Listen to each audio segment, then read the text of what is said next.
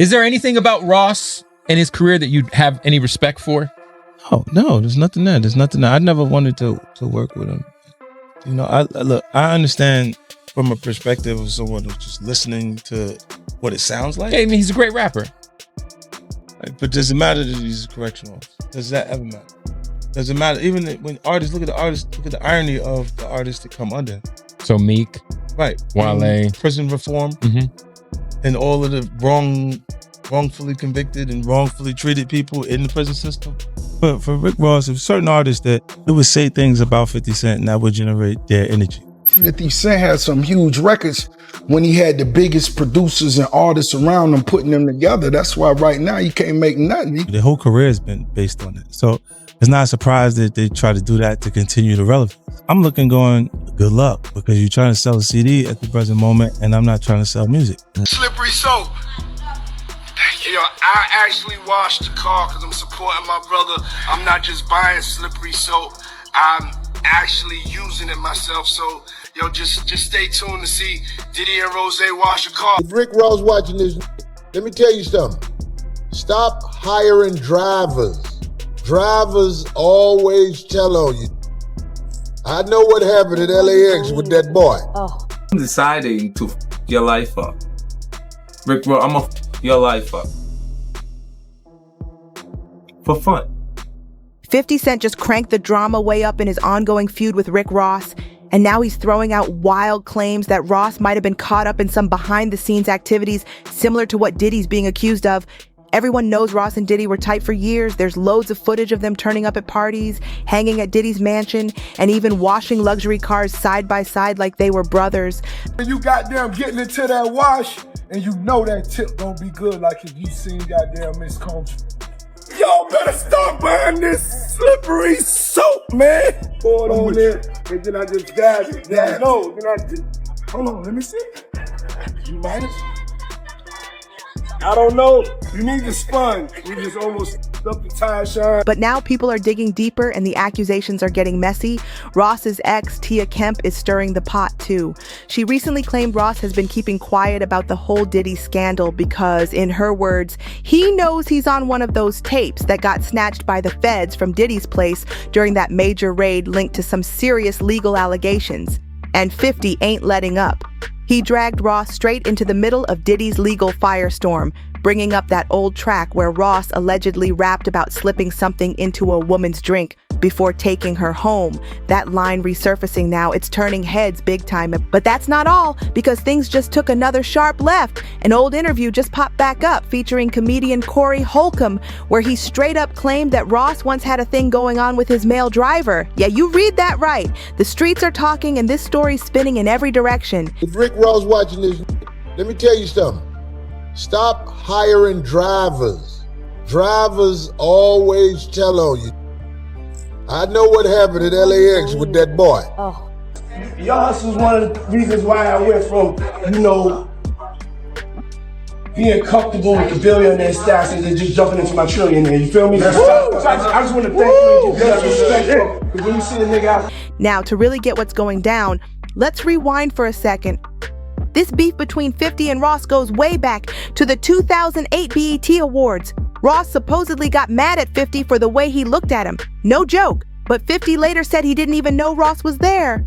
Things really kicked off when Ross dropped that track Mafia Music and threw shade at 50 by bringing up the fire at the house where 50's baby mama, Qua Tompkins, was living. Ross basically threw shade by hinting that 50 had something to do with that fire. And of course, 50 wasn't having it.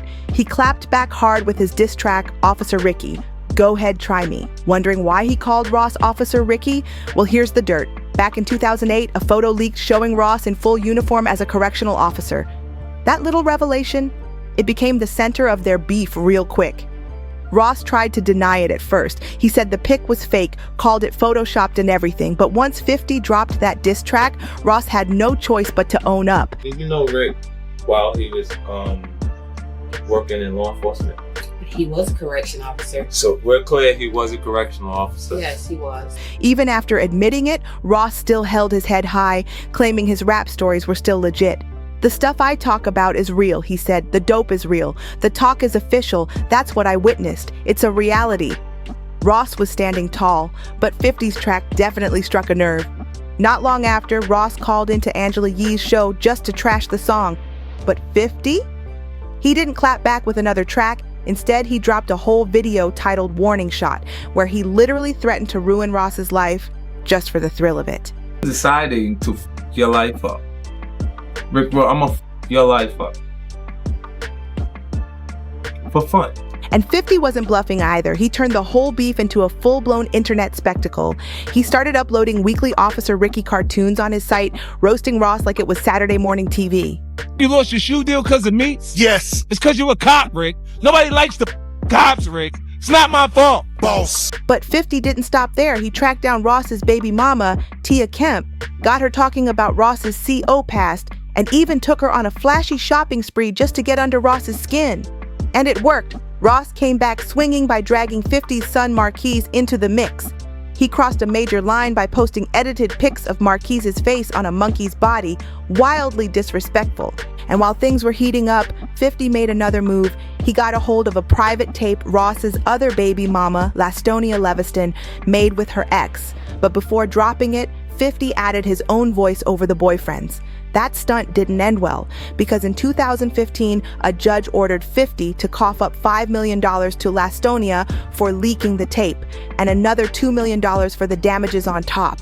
Even with all the madness going down, Ross didn't let up. He kept firing back with diss tracks, one after another, making sure the feud with 50 Cent stayed front and center. And of course, 50 wasn't about to back off either. Even when Ross suffered 2 seizures in October 2011, 50 had a cold response. He said he didn't exactly wish death on Ross, but he wasn't praying for him either. That's how deep this beef had gotten. Way past music, straight into personal territory. Things got so wild, other folks tried to step in and squash it. But let's be real, this feud, it's built to last. Just recently, 50 even doubled down, saying he could never respect a guy who went from being a cop to a rapper. He said it with his chest, no regrets, no backtracking. Is there anything about Ross and his career that you have any respect for? Oh, no, there's nothing there. There's nothing there. I never wanted to work with him. You know, I understand from a perspective of someone who's just listening to what it sounds like. Yeah, I mean, he's a great rapper. Right, but does it matter that he's a correctional officer? Does that ever matter? Does it matter? Even when artists, look at the artists, look at the irony of the artists that come under him. So Meek, right? Wale, prison reform, and all of the wrongfully convicted and wrongfully treated people in the prison system. But that's just one part of this twisted tale. The streets have been buzzing with rumors about Rick Ross having some sort of tight bond with Diddy. Yep, the same Diddy who's also one of 50's favorite targets to roast. So when all those allegations against Diddy started shaking the internet, 50 wasted no time stirring the pot. He jumped in with a shady Instagram post and edited video that looked like it connected Ross to the scandal involving drink spiking claims. The video featured an old interview with ex-Bad Boy artist Mark Curry, where Curry openly said Diddy used to spike bottles of champagne and hand out pills to women. Serious stuff. 50 took that footage and spliced in clips of Ross's controversial line from the track UOENO, where Ross rapped about putting something in a woman's champagne. Then he posted a screenshot of the lyrics with the caption, "What the fa? At some point you gotta just do the right thing." That post had folks doing double takes. But things didn't stop there. Rumors started swirling that Ross was right there with Diddy during those so-called freak-off parties. To add fuel to the fire, a throwback video resurfaced of Ross and Diddy washing cars together, cracking jokes about slippery soap. Slippery soap. You know, I actually washed the car because I'm supporting my brother. I'm not just buying slippery soap. I'm actually using it myself. So, just stay tuned to see Diddy and Rose wash a car. Fans online weren't laughing, they were connecting dots. Now here's where the whole thing takes a wild left turn. A bombshell video popped up featuring a convict named Jonathan Odie spilling jaw-dropping claims during a police interrogation, and he named names. He said straight up that he was involved in those so-called freak-off parties with Diddy and other big names, including Rick Ross, and that was just the beginning of his accusations. Jonathan didn't hold back. He claimed Diddy was part of something called the Bull, which he described as the black chapter of the Illuminati. Yeah, it sounds crazy, but that's what he said. He even alleged that Diddy treated him like an ex-slave, gave him hush money to stay quiet, and hinted at even more disturbing stuff going on behind closed doors. Now, for a little context, Jonathan was actually being grilled over the Trump Doral incident from May 2018. So none of this started out as music industry drama until the Diddy angle popped up and took everything to another level. Then came the twist nobody saw coming. The Daily Mail did some digging and revealed that before his arrest, Jonathan Odie had a wild past. He worked as an exotic dancer and adult film actor for a site called Dancing Bear. That site's known for filming women performing acts on guys wearing giant bear costumes. Yeah, it's as bizarre as it sounds. Now here's where it gets even messier. Because Cassie, in her lawsuit, accused Diddy of forcing her into freak-offs too, and said people were made to wear masks during them. Fans instantly started connecting dots. Could this be more than coincidence? Let's circle back to that police interrogation video. Some of the stuff Jonathan said might sound out there, but people are raising eyebrows because he talked about all this 5 years before Cassie's lawsuit even became public. Here are the big claims Jonathan dropped. First, he said Diddy sent Rick Ross to keep him quiet. Then he claimed that Diddy, Ross, and DJ Khaled were all on the down low. He even dropped the name Puff Daddy directly. He said Ross, which they good buddies, okay? They're gay. Who? Both. Diddy and Ross. And Khaled. They're all gay, okay? DJ Khaled, Rick Ross, and P. Diddy? Yeah. They all gay? Yeah. Gotcha. All right. Khaled is a Hamas supporter. Okay? Who supporter? Hamas. Hamas. Yeah. Sorry, I said it wrong. No worries. Hamas supporter, okay? Right. I had sex with Cassie and Sean. Basically, he would masturbate, tell me what to do with Cassie. I had like 15 encounters, and I heard a lot. Oh, hidden in plain sight. It's hidden. I think I see what you're saying. Okay, how do I know this? Yeah, that's what I want to know. How do you know this? Do you know Sean Combs? Puff Daddy. Yeah. But he wasn't done. Jonathan said those freak-offs weren't just parties. He said they were full-on rituals. The streets are buzzing, and the internet is running wild with theories. Jonathan Odie didn't stop at just name-dropping celebrities. He went full throttle with claims about dark secret rituals tied to the Illuminati. He said those freak-off sessions weren't just wild parties. They were part of intense rituals that involved mind control and even sacrifices. According to him, this is how powerful men bond behind the scenes. Then he dropped another bomb. He brought up Bohemian Grove, the infamous spot where the world's most powerful men supposedly gather for hidden ceremonies, strange performances, and rumored occult practices. He said it's all connected, and they keep going back there for the same twisted reasons. Satanic ritual, which is basically CIA mind programming techniques, which is their own family, kids, etc. on the crew, and they bond that way, okay? So they do pedophilia, they do animal abuse, killing of animals, blood sacrifices, and everything in the Bohemian Grove, okay? Right. The Bohemian Grove, the Bushes go there.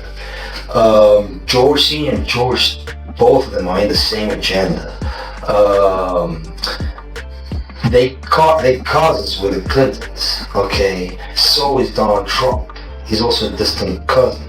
So if you see, there's a direct correlation of the presidents in the United States being bonded between family ties, okay? Gotcha. All these family ties wound up, go back to the same place. When asked how he even knew about all this, Jonathan said he heard it straight from Diddy. He repeated that Diddy's part of the Bull, which he described as the Black Illuminati, and claimed Diddy's got deep political connections through his legal team, so he could never get caught or framed for anything. It's kind of like a hidden agenda, which they try to make it open to our eyes, but we really don't see it. We're so busy working. It's kind of like hidden in plain sight. It's in I think I see what you're saying. Okay, how do I know this? Yeah, that's what I want to know. How do you know this? Do you know Sean Combs? Puff Daddy? Yeah. P. Diddy, whatever you call himself. Yeah, go ahead. Yeah, he's part of what's called the Boule. The Boule is a branch of the Illuminati. Okay. And it's the black people. I'm from Africa, so I'm not a racist. I had settlement with Sean, okay? And he belongs to that agenda. That's why he's so famous. They landed with contracts. It's his attorneys, which are Mark Garagos and Ben Mercedes. Ben Mercedes worked for Bad Boy Entertainment for 4 years and worked for Henry Rodman for 5. Okay? When I take Sean the threat of death on me, okay? I don't have it, but I can make it available under secrecy. That means I wouldn't be liable. Jonathan even claimed that before and after those alleged freak-off sessions, he overheard Diddy's private convos with top business partners. He said it was all right there in front of him. Then he doubled down again, insisting Diddy kept him around like a personal servant and even hit him with a serious accusation. He claimed Diddy gave him an STD and that there was a secret multi-million-dollar settlement to keep it quiet. Basically, he would tell me what to do with Cassie. I had like 15 encounters and I heard a lot of business, because what they would do is Sean talks a lot on the phone and on the TV with speakers and stuff, and I was like a slave, okay? For them, that's what I was. That's all right?